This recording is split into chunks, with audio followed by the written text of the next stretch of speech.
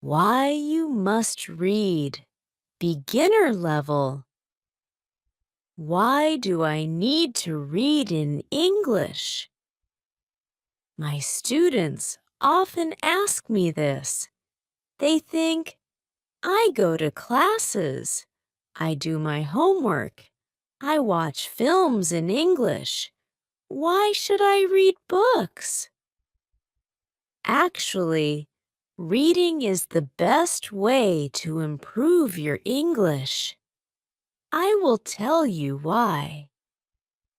First, reading is very important now. In 2006, only 1 in 100 people went to university. Now, 7 in 100 people go to university. All jobs need more reading and writing than 100 years ago. This is true for everyone. It doesn't matter if you're an office worker or a mechanic. Second, reading will improve your speaking, writing, vocabulary, and grammar better than any other way. It won't improve your listening, but it will improve your vocabulary. And when you have a better vocabulary, you can listen more easily and improve your listening that way. In school, you probably read lots of English. You probably read boring textbooks and stories with exercises at the end. But I'm not talking about that. I'm talking about reading for pleasure. That means reading a book you enjoy because you enjoy it. You are not reading because your teacher said, read this book. You are not reading because you think, I should read this book. You are reading because you want to. In 1965, they did an experiment in schools in America. These schools were for boys who had done crimes. For example, some of them stole things. They gave some of the boys free books. They were fun books, like James Bond. They said, you can do what you want. You don't have to read the books. But the boys did read the books.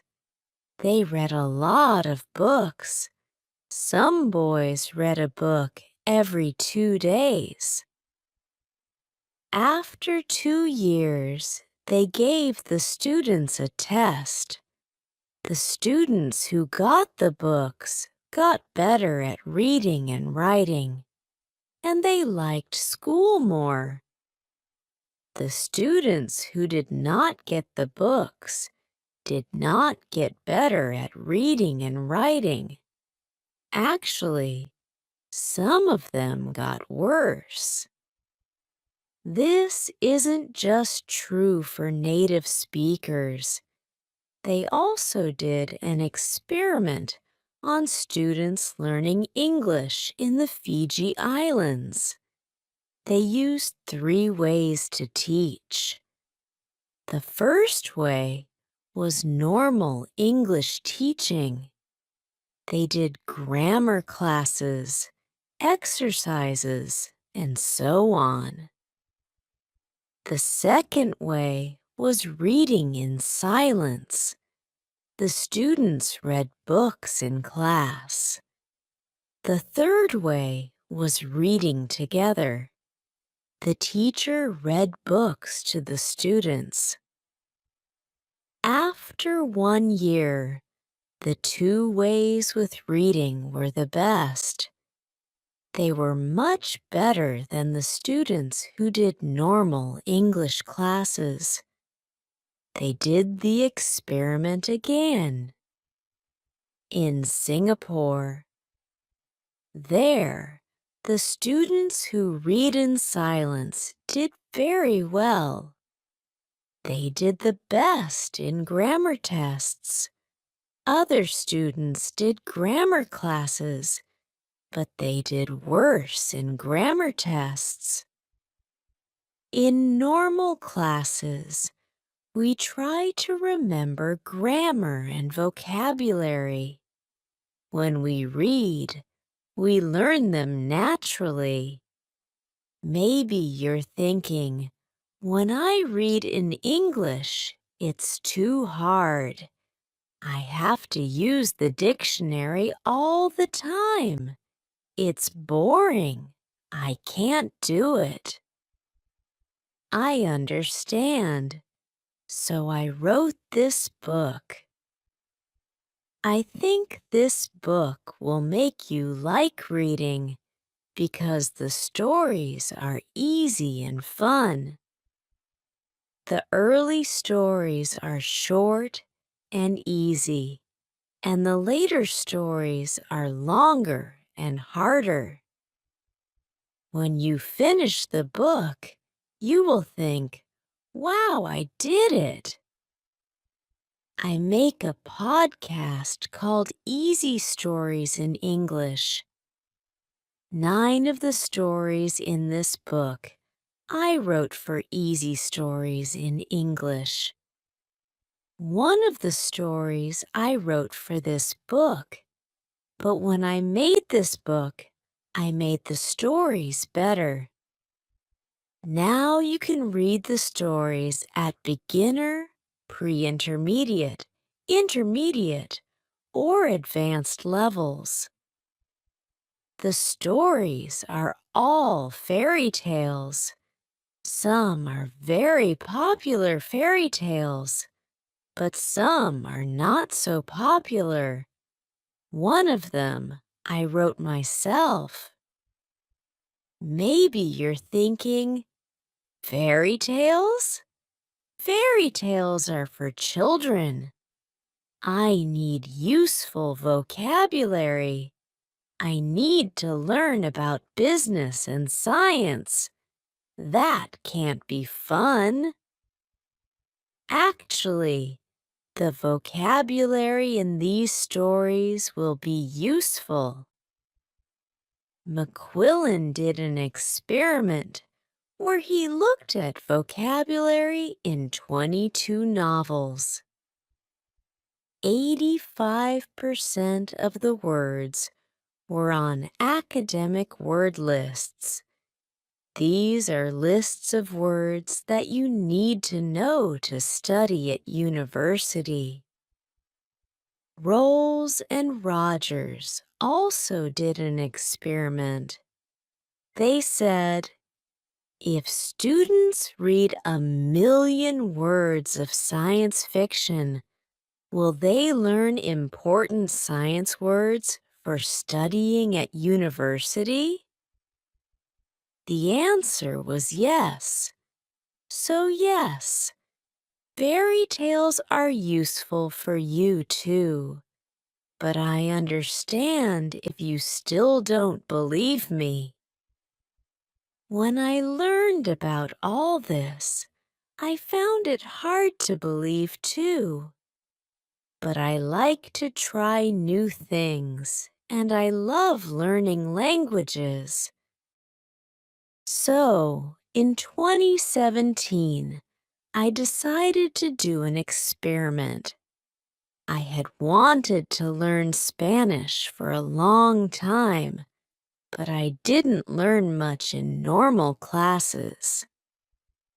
I said, I will read 1,000,000 words in Spanish. Afterwards, I will see what my level is. 1,000,000 words is about 20 novels, so it was a lot of work. I started with very easy reading, like this book. Then I started reading translations of books that I knew in English. For example, I have read Harry Potter and Game of Thrones in English, so I read them in Spanish too. Finally, I read new books in Spanish. I read Latin American authors, that means writers, such as Isabel Allende, Luis Jorge Borges, and Manuel Puig. I loved them. I also listen to podcasts, but I always read the transcripts and added the words to my goal. After I finished reading 1,000,000 words, I wrote and talked to native speakers. I was at an intermediate level. I could understand almost everything I read. I could understand people when they spoke clearly, and I could have conversations. And I had spent most my time reading, not speaking. In 1 year, I learned more than most students learn in 5 years. I didn't try to remember grammar and vocabulary.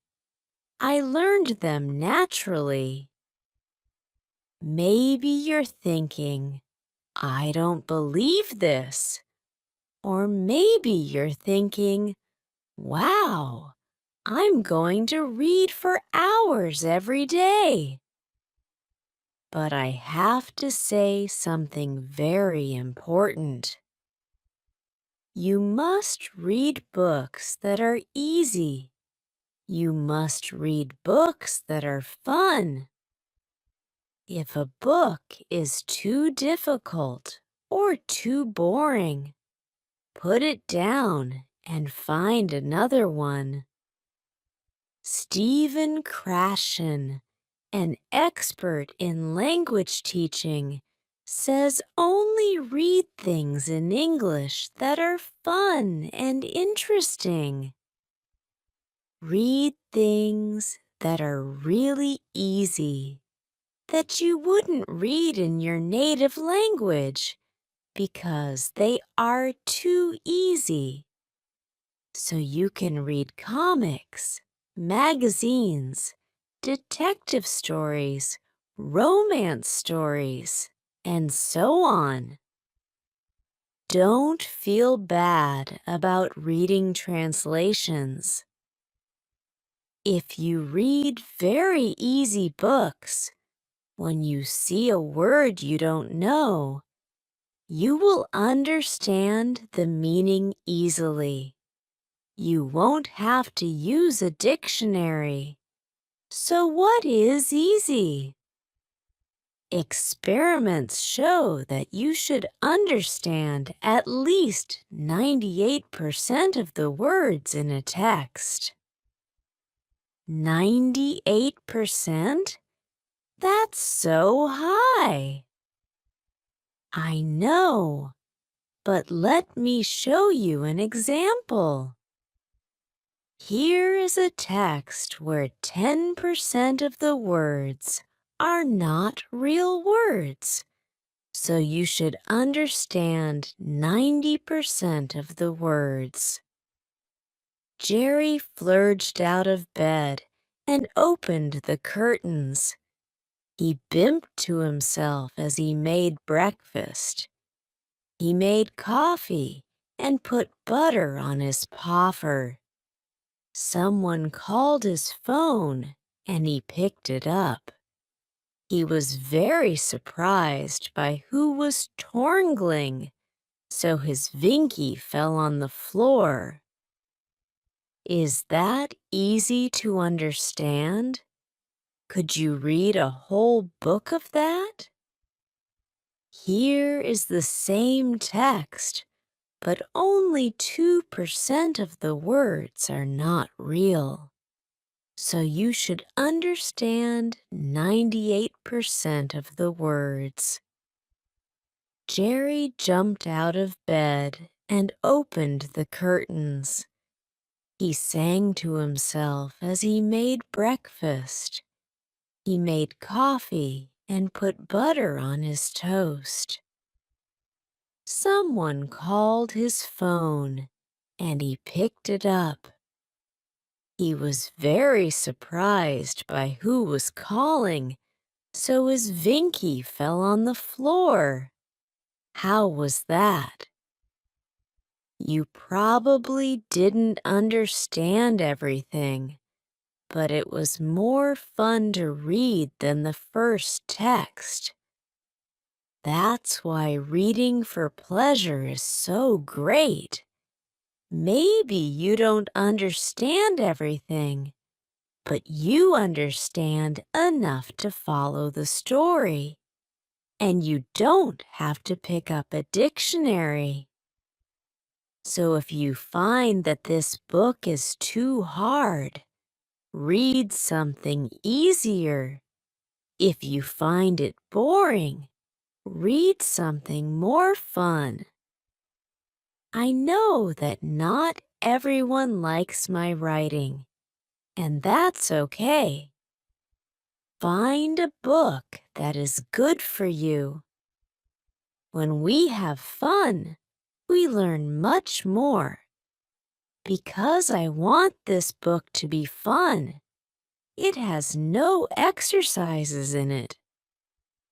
I thought about adding them after each story, but I don't think it's a good way to spend your time. Instead, you should read more. Read for pleasure. If you finish this book, you can try the level above. Because you already read the stories, you will know them well, and it will be easier to understand. But maybe when you finish this book, you will love stories. I hope so. If you do want to read more, you can listen to my podcast, Easy Stories in English. I write a new story every week with audio and text, and there are over 100 episodes for you to listen to. Happy reading and happy learning. Why you must read. Intermediate level. Why do I need to read in English? I get this question a lot from students. They argue that as long as they're going to classes, doing their homework, and watching films in English, there's no need to sit down with something as boring and old-fashioned as a book. Well, to put it simply, they're wrong. In fact, reading is the best thing you can do to learn English, and I'm here to tell you why.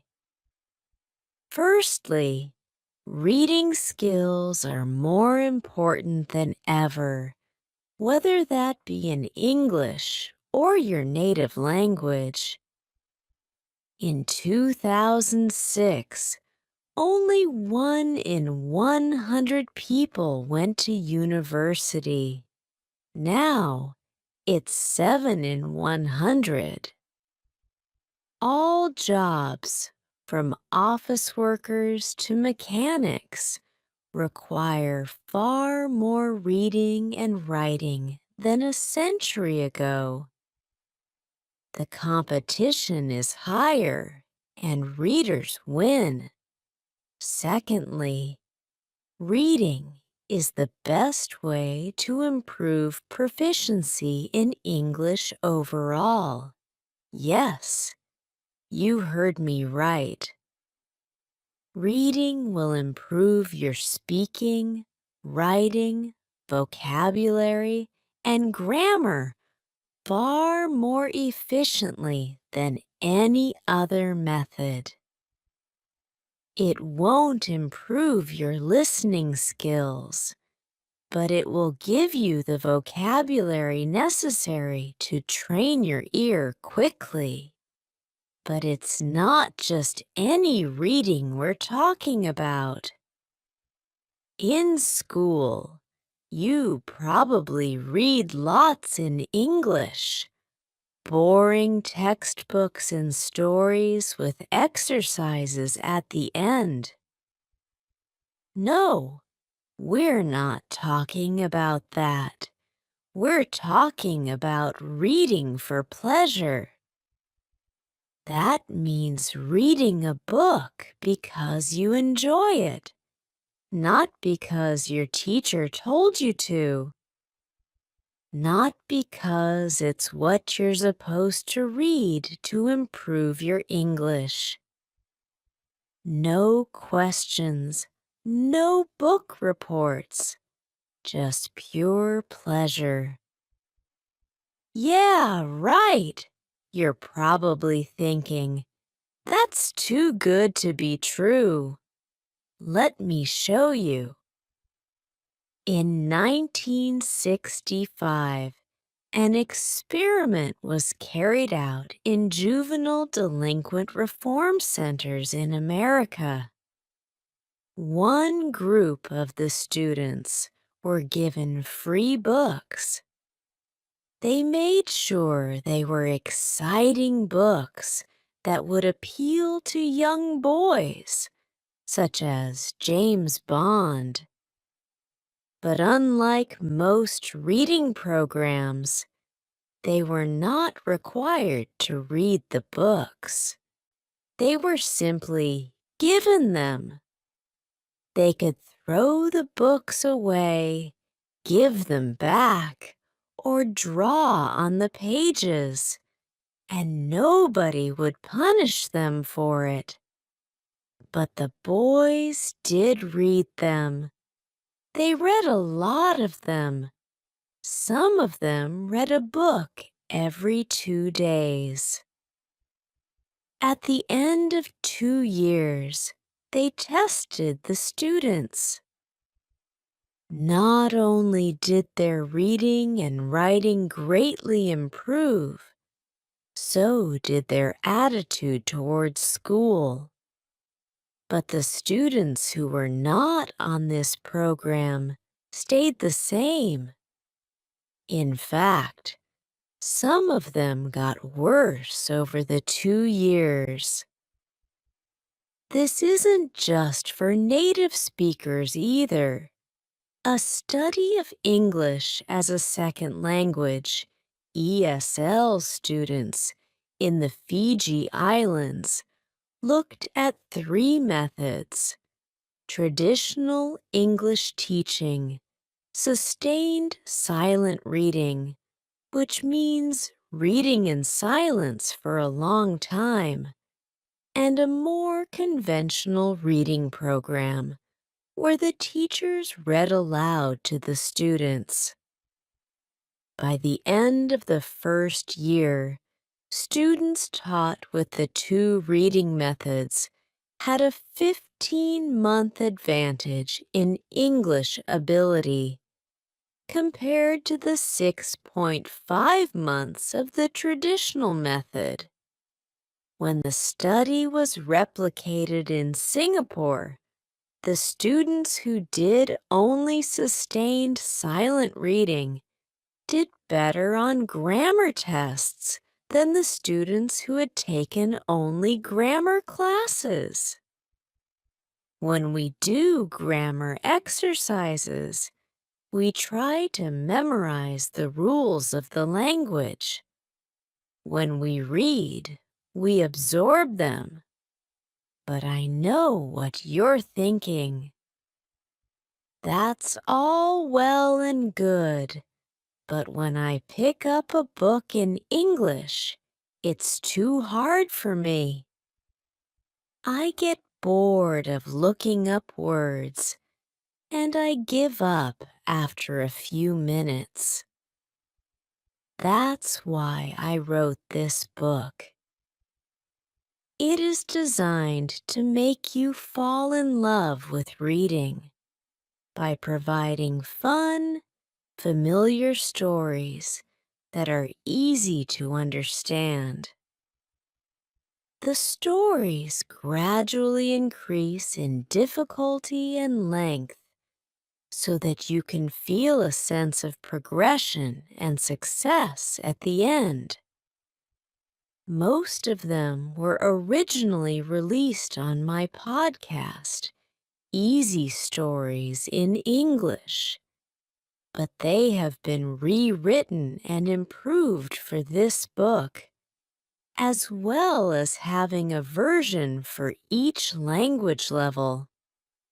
They are a mix of classic and less popular fairy tales, as well as one that I wrote myself. Again, I know what you're thinking. Fairy tales? But those are for kids. I need useful vocabulary about business and science and technology. There's no way to make that fun. The thing with language is there isn't such a big difference between important language and fun language. We use a wide range of words when talking about technical topics, as well as chatting with our friends. A study by McQuillan examined vocabulary in 22 novels and found that they included 85% of words on academic word lists. Rolls and Rogers found that if a student read 1,000,000 words of science fiction, they would acquire many of the technical words required for a science degree.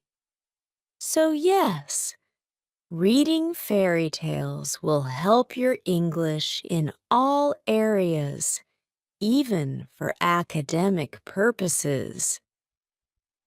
As an English teacher, I've seen many times that the students who do the best are those who read the most. For IELTS, for university, for business, or just for travel, reading is the factor that predicts success. But I understand if you're still unsure. When I learned about all this, I was too, but I like to experiment, and I have a passion for learning languages.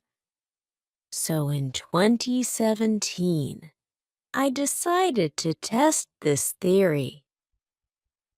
I had wanted to learn Spanish for a long time, but aside from struggling with Duolingo and not really learning anything, I hadn't made a serious attempt. I set myself a goal.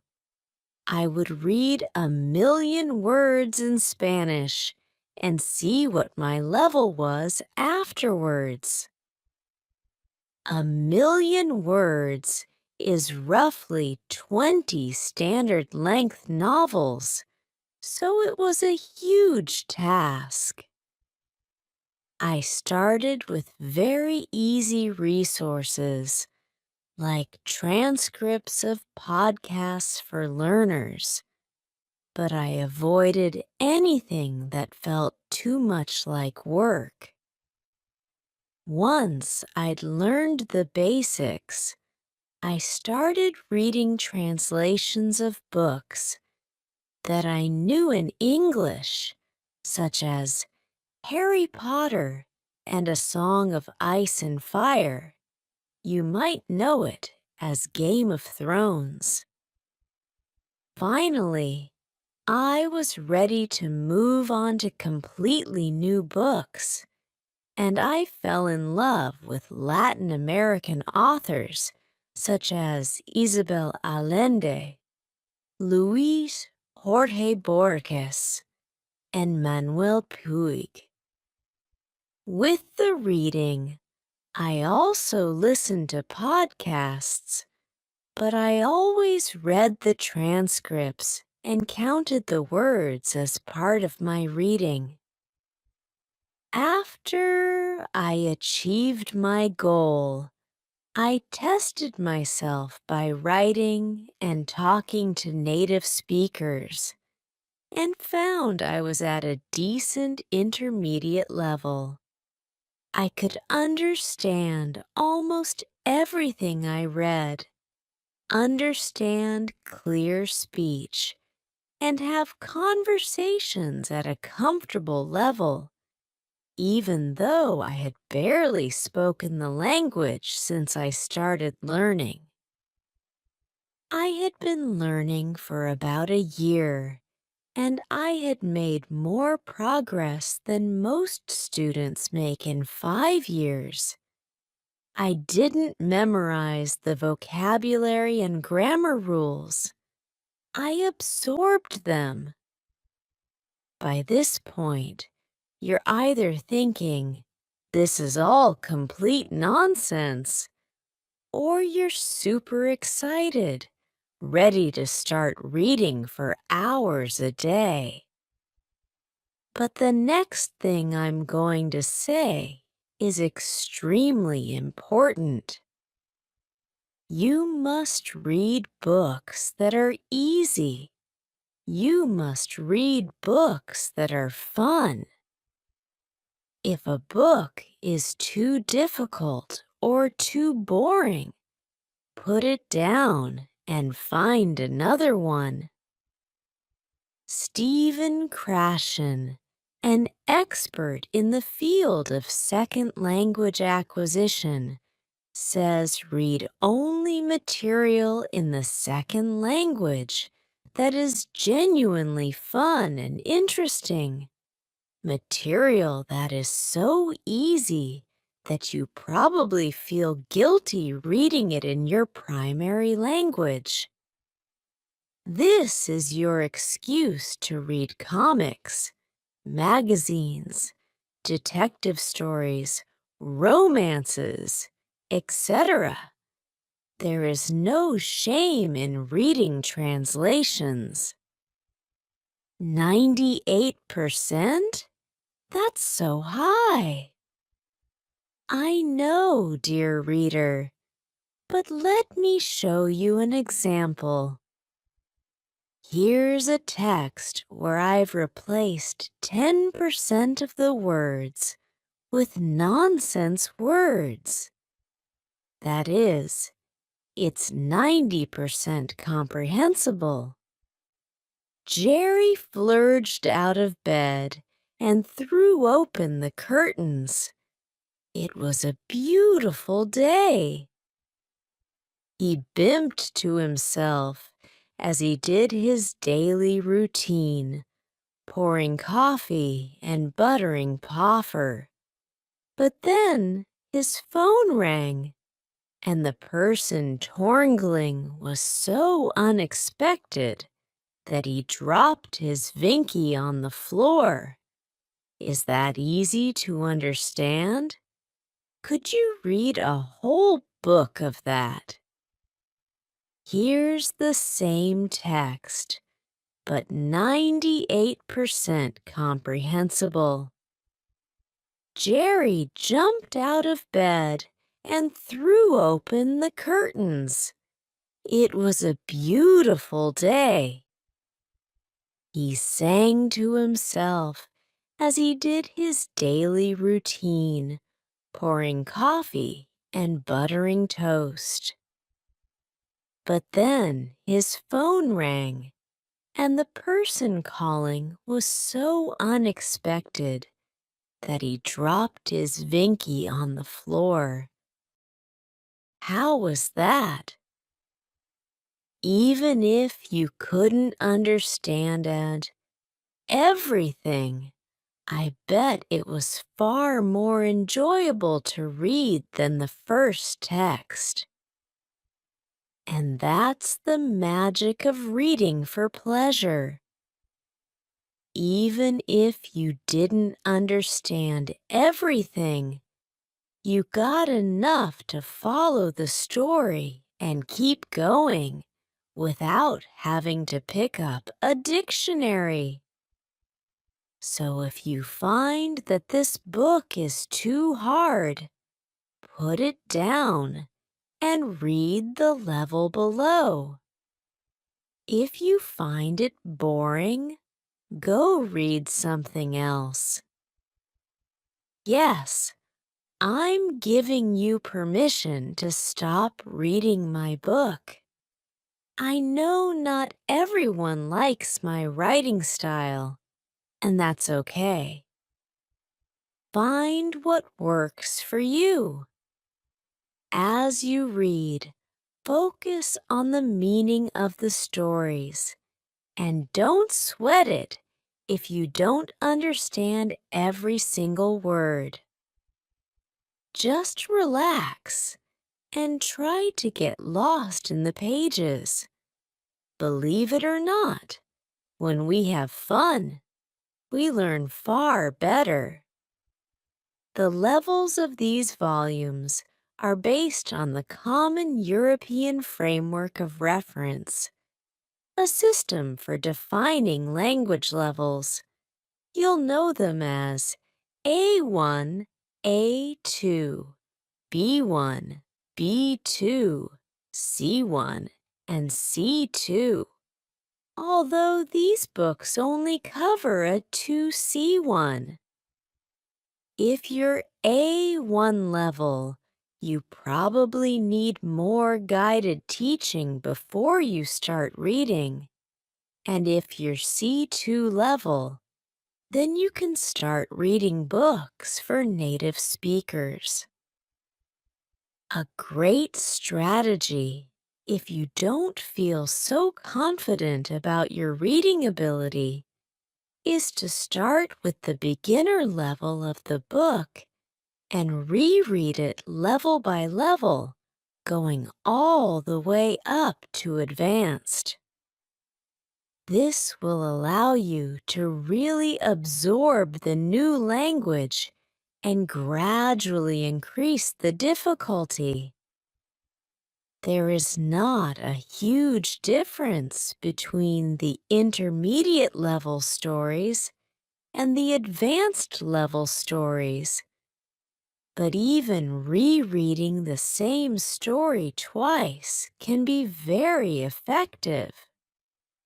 We need to repeatedly encounter new words and phrases before our brain can really understand them.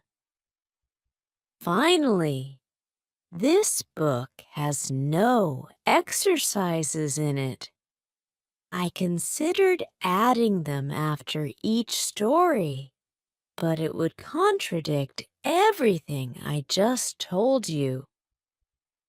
The most effective way to spend your time is reading for pleasure, and exercises distract from that.